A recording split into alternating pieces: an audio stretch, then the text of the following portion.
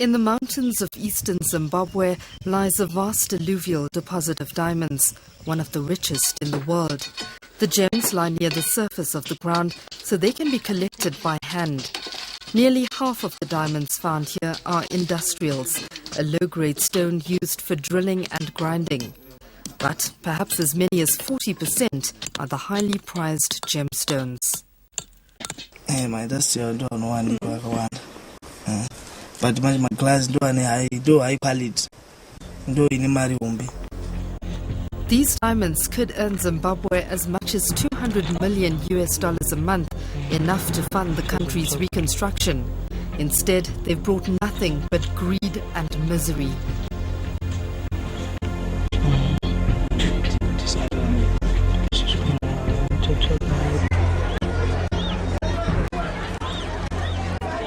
This is Mutare in Manicaland, Zimbabwe. 3 years ago, news began to circulate that diamonds could be found in the mountains of Marangi, some 100 kilometers south of the city.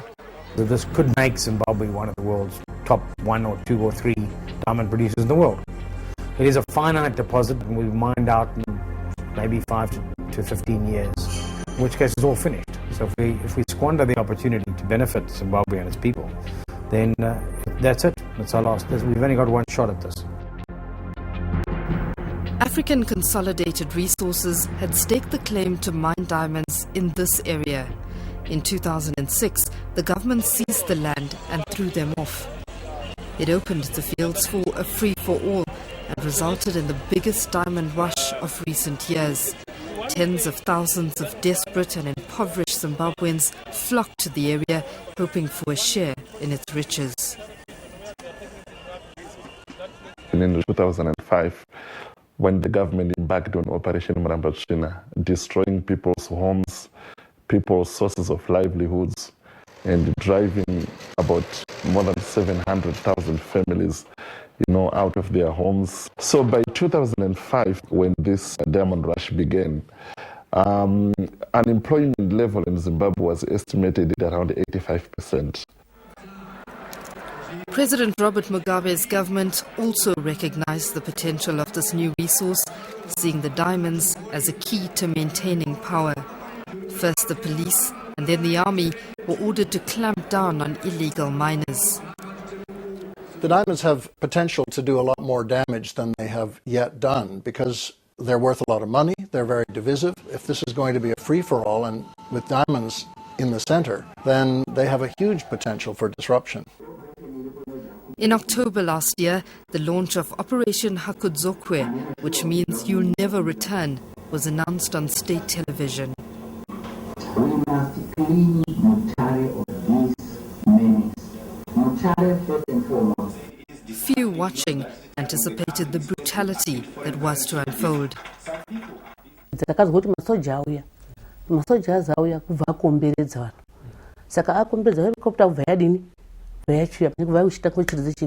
Means pambiri pangu nini ndakatine kuti takati one day pakafa anhu 6.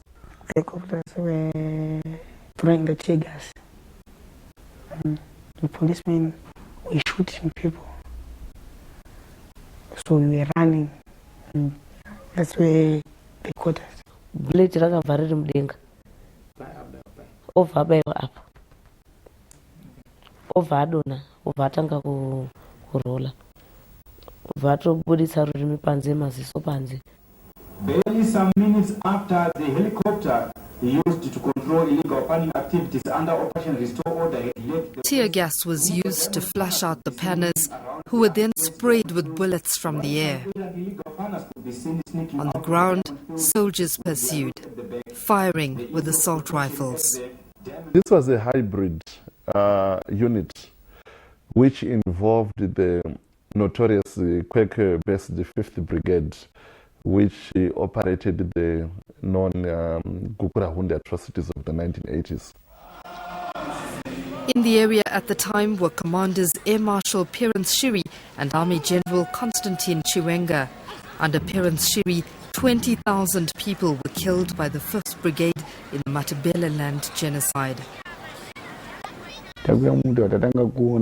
Masoja iya yangari kuanga fungodza munhu wese anoona ari kutiza ane madiamonds saka waitomupfura saka pane mumwe mukomana akangokomberedzwa nemasoja vaapoya kuita zvekutiza kudai saka akabva angopfurwa apo kusungirirwa maoko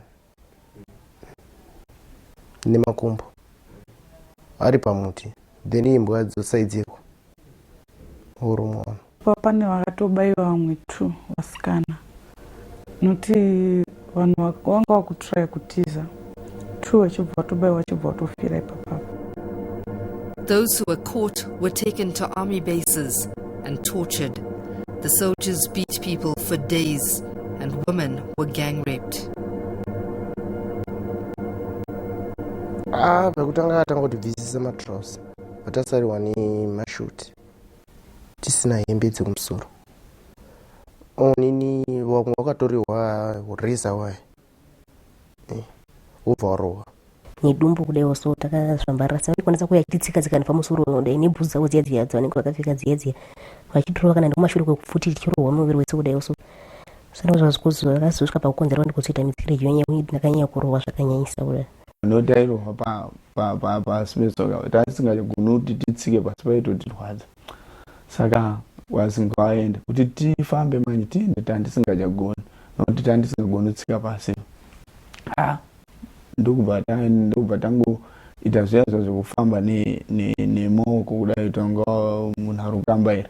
Ndakafungidzira kuti pamwe varikuda kundirova asi pavakazondiudza kuti nhasi tinoda kukuita mukadzi ndopandakazoziva kuti ndakutonorepwa. Then wochinjana worara the first person then uzorara the second person. You see, a decision ndakafunga kuti pamwe vachizvitora kuti pamwe torega kurohwa but hapana zvakachinja because tabva ikoko kwacho kunorara nemasoja waya tadzoka pakauya vamwe vakauya futi vamwewo.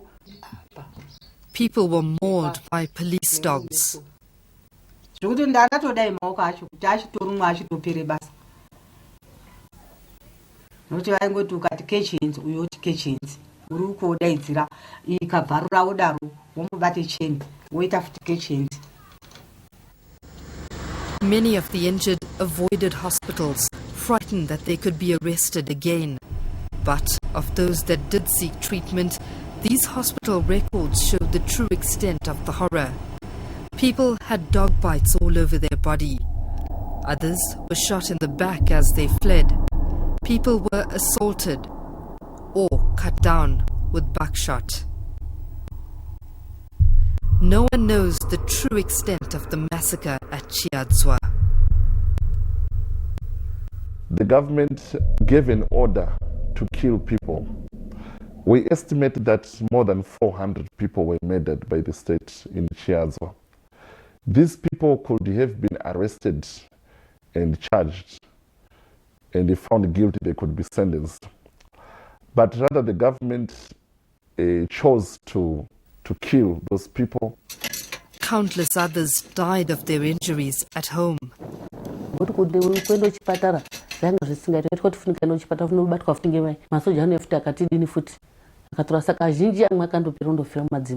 Aizotosvika pakufa nevamwe vaibvarurwa nembwa zvezvekuti unobvarurwa nembwa mazinyama isaya zvichiita matsoto ndo zvimwe zvacho zvataiona kwaChiadzwa izvozvo. Mochari muchinuhwa musingapindiki muchizi mune mapanazi arimo aora. In this cemetery on the outskirts of Mutare is a mass grave where 70 bodies from Chiadzwa were buried. The government of Zimbabwe denies that any human rights abuses occurred. Really, without evidence, it's difficult to confirm something that cannot be supported by any facts. If there is one person or any people with that kind of evidence, why don't they bring it forward so that it can be investigated? We have nothing to hide. The international watchdog on conflict diamonds, called the Kimberley Process Certification Scheme, visited Zimbabwe and found gross irregularities. They recommended that Zimbabwe be suspended until they comply with minimum standards. To get that team to go to Zimbabwe was like getting blood from a stone. And the debate about what should be in the report, what the findings should say, what the recommendation should be, whether Zimbabwe should be suspended or expelled or be given gifts of technical assistance. I mean, the debates have gone on and on. It's been messy and it's been slow. Ian Smiley was one of the founding members of the Kimberley process. Earlier this year, he resigned because he'd lost faith in the body's ability to act on human rights. I think the industry as a whole and the countries that depend on diamonds for their economic future, their economic development, I think all of them suffer when the Kimberley process pretends to be effective and actually is absolutely ineffective.